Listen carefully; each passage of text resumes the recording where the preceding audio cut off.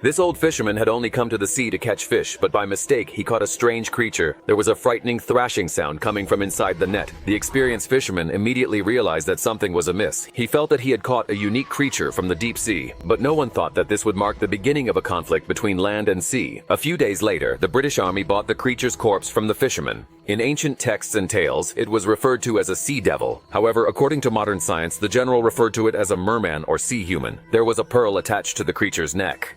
The scientists thought that this pearl was a means of its identification, containing its biological information. However, human technology only found calcium carbonate in it, so the pearl was placed back without any tampering. Seeing the merman hanging in the air, Berkeley felt sorrowful, but he could do nothing. The general decided that he would send a message of peace to the marine civilization on behalf of Britain. The scientists developed a translation system based on the merman's voice, which allowed for communication in limited words. Through the translation system, a message was sent, meaning that they wished to extend a friendly greeting.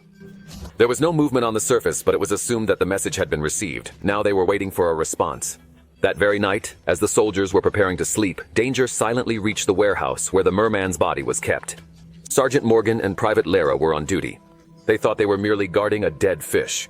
Suddenly, an attack came from beneath the ground. As Morgan went to get some tea, the soil beneath his feet began to soften. Lara also started to sink slowly into the ground. Morgan tried to save her but was unsuccessful. He immediately sent a message for help, but by then it was too late.